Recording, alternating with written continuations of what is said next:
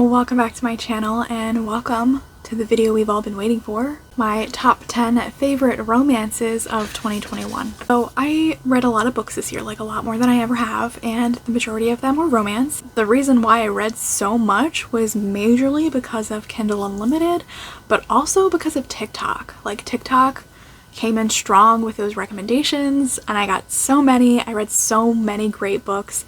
It was actually kind of hard to narrow it down to 10 books and then also to kind of put them in order. So take the order of it as it is. It's kind of in order from least favorite to most favorite, but I don't know. I definitely read probably at least 100 romances this year, at least. I'm gonna say at least half of the books that I read this year were romance, but probably more than that. But without further ado, let's just go ahead and talk about my favorite romances from 2021. So coming in at number 10, this author duo will never not be on this list. If they release a book in the year, it is gonna be on my favorites list. And that is The Soulmate Equation by Christina Lauren. Christina Lauren are my favorite romance authors in general. Now, I will say the books that they've been releasing more recently haven't been my favorite, but I still really love them. I love their writing style. I love the tropes that they stick with pretty much almost all the time. I just really love their books, and this one was not any different. I just really loved the storyline of this one. The Soulmate Equation is about this woman who she goes to this coffee shop every day, and there's also this guy who comes in every single day, and they call him like Americano or something like that. I don't remember. Her and her friend are in this coffee shop, and so one day he comes in and it turns out that he is kind of the creator, the CEO of this dating company that uses DNA to help pair people.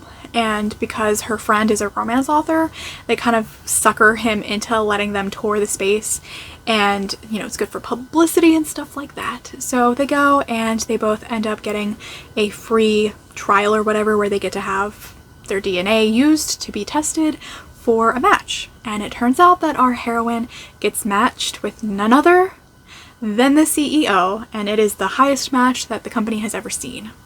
So of course they decide that they're going to, you know, try to date. So it's not like fake dating per se. They are like trying to seriously date, but it is for publicity's sake and to like test their company. And of course, we all know what happens. This was super cute. I really liked this one.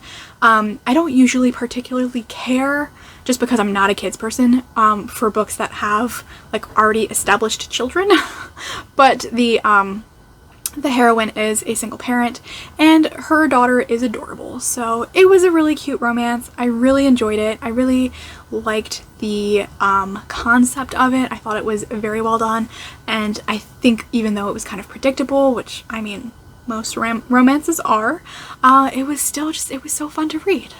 My next one on this list, number 9, is A Touch of Darkness by Scarlett St. Clair, which is a Persephone and Hades retelling set in a modern world. And it is the best one that I read this year.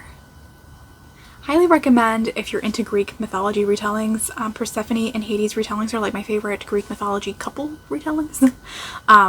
And I would say this is probably one of the better ones that I've ever read. The next book on this list is going to be pullover from my other video if you've seen it already, my best or my favorite Kindle Unlimited reads from this year. And so the next book on this list is Priceless by Miranda Silver. I really, really loved this book. I really just loved the couple in this book. I loved how their relationship develops. It's basically about this girl and guy who are kind of using each other for different reasons. You know, for money, for whatever they want, and then they kind of fall in love, and it's so adorable. It's such a great book. It's very, very steamy, so definitely if that's something that bothers you, then you might want to stay away from this book. But I really, really enjoyed this book. It definitely is one that I will be rereading soon. The next book, number 7, A Heart of Blood and Ashes by Milla Vane. This one took me by surprise, and I loved it so much.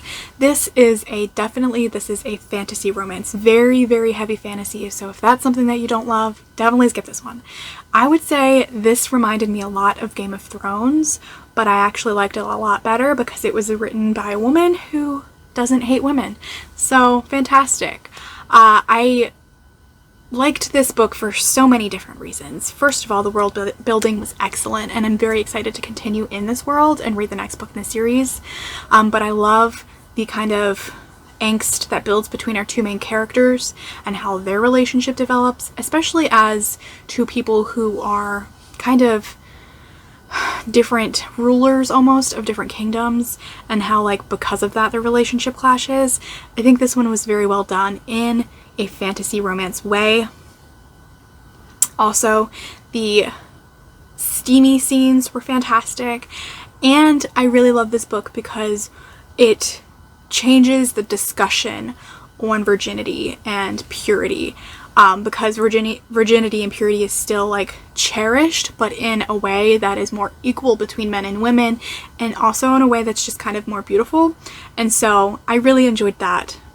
I will say that this is a fantasy retelling where there are battles and there's violence, so definitely if that's something that bothers you, I'm not saying this is like some fairy tale romance where it's super sweet and lovely. It's definitely not. This is pretty dark. The way that our two main characters kind of meet and the beginning of their relationship is definitely very iffy, but they are very strong characters, so I feel like it works well in this setting.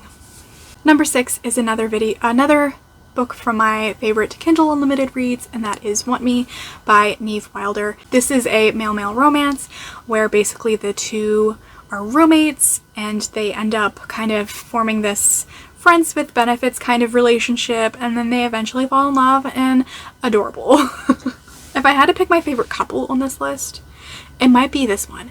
They're so freaking cute, especially as their relationship develops and they learn more about each other, and like they're just so cute. I can't. Adorable. The book was also very steamy. I really enjoyed that, and it's just a really great read. So if you're looking for some diverse LGBTQ romances, definitely check this one out. And number 5 is Credence by Penelope Douglas. This one definitely is not for everyone. I don't want to spoil it, so if you're interested in this book, I would check reviews. If you are not interested in kind of like messed up kind of romances, dark romance, don't read this book. Just skip it. Skip it entirely. But if you are, check your trigger warnings, check your reviews, and then decide from there if you want to read it. I really loved this book because I love the isolated setting, and I just loved the emotional depth between our characters and how it grows throughout the book.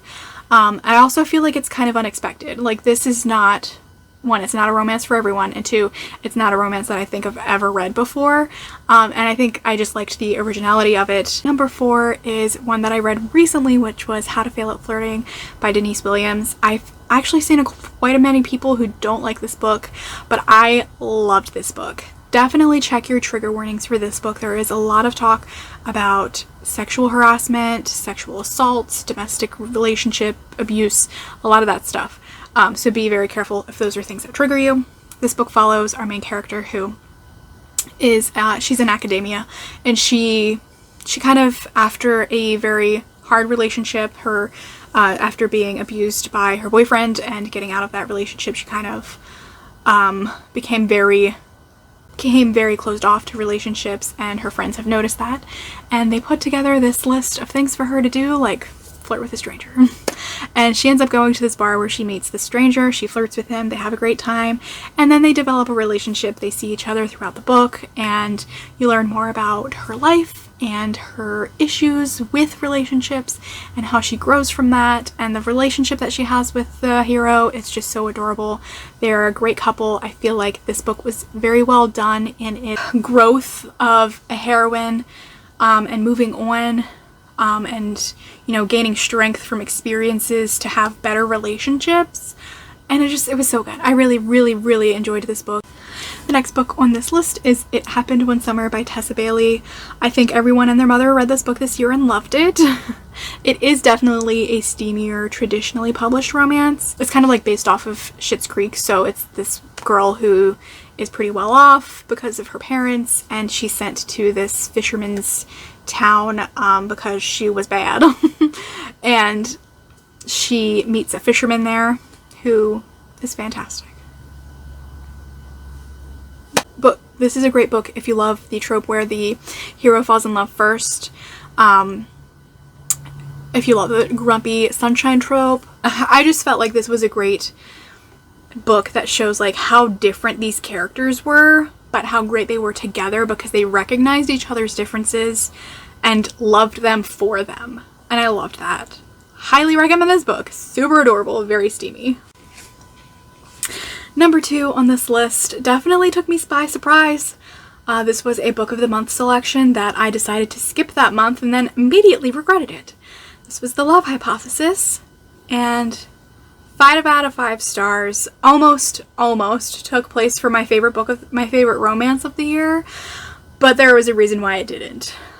This book follows Olive, who is a PhD candidate, and she had dated this guy who had worked with her, and then her best friend started dating him, but was like, oh no, I can't because you girl code, I can't date this guy that broke up with you and blah blah blah. And Olive is like, I don't care, he wasn't my true love, I wasn't heartbroken, just date him. But her best friend's like, no, I can't do it.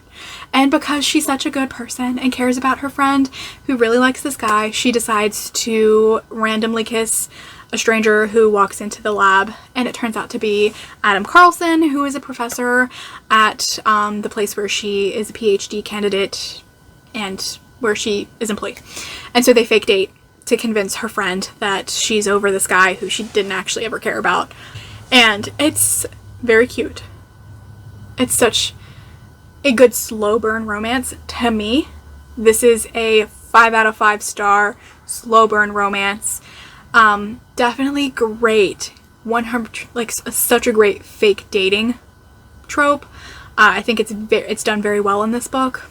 This book also has a scene in the end where it could be a little triggering for people who experience sexual assault in the workplace. But if that's something that bothers you, it's not a big part of the book, but I definitely would look into that. But it's so good. I really loved this book. I loved the ending. I loved how much Adam just really loved Olive. The author did also write a chapter from the hero's perspective, which also was very adorable, and you can sign up for her newsletter, and I think that's how you can get it for free, which I'll try to put that in the description box, but I loved that as well. So highly recommend. Fantastic romance. Definitely a very close second for favorite romance of the year. And then my absolute favorite romance of the year, because I loved the characters in this book and I connected so much with them. The hero does something in this book that I absolutely love. There's an aspect of his character that just yes, thank you. My number 1 favorite romance of the year was Take a Hint, Dani Brown by Talia Hibbert. This is the second book in the Brown Sisters trilogy. Definitely my favorite of the trilogy. My favorite book, my favorite romance of the year. Highly recommend. So Dani is definitely career driven. She's not really interested in romance, and so she's not looking for any type of romance except for a friends with benefits type of thing. And one day one of the security guards in the building that she's working in kind of saves her, and a fireman's carry out of the building when the fire alarm goes off, and then a video goes viral of this, and people assume that they're dating. And so our hero, Zaf, who is he's looking for this good publicity for his own life, asks her to fake date him, and she agrees because she wants to be friends with benefits, and he is a hopeless romantic. And so he tries to convince her to actually date him because he's falling for her because he's adorable. Oh my god. The number 1 reason that this character has stuck in my mind so much. I feel like a lot lately we've been seeing a lot of men in romance novels, or novels in general, who are reading romance novels. But it's always for a reason. Oh, I'm reading these romance novels to have a better relationship, or whatever. In the Bromance Book Club series, they're using them as manuals for the relationships, which is fine. But I love Zaf because he reads romance novels because he loves them, because they're good. And I'm like, hell yes, thank you. I also really loved this book because of the representation of anxiety in it. I thought it was very well done, and I connected with that a lot. And so I just really, really enjoyed this book. It's one that I've been thinking of a lot. Definitely one that I need to buy for my shelves because I have the first and third ones, but not the second one. But I highly recommend. This book is so good. I actually recommend the entire series. I really like this series because I feel like Talia Hibbert does a great job of representing like real people. Like all of the women in her books feel like you know, you could know these people in real life, and I love that. They're not like these shiny fake characters who, you know, whose problems are not something that, you know, the everyday person could, you know, connect with. I really love her characters. And that's why I really love the series. Highly, highly recommend. Loved all of the books, but especially Take a Hint, Dani Brown. Those were my top 10 romances of the year. I have been devouring romance this year. Not that that's super different from any other year, but I guess I just don't care as much this year about needing to read other books because romance is enough. Romance is good, it's smart, it's fun, and it's entertaining. So that's what I need, especially this year was stressful. I'm sure a lot of us are feeling that way. Like I got a new job this year. Crazy. I'm feeling like an adult. And I definitely needed some romances to make me less stressed, and romance novels are definitely my #1 stress relief. So these were some great books. I highly recommend all of them. Definitely check out your trigger warnings and reviews for books that may not be for you, but I do highly recommend all of them. So that'll be it for this video. I would love to know what was your favorite romance that you read this year, if you read any, and I'll see you in a new video soon. Bye.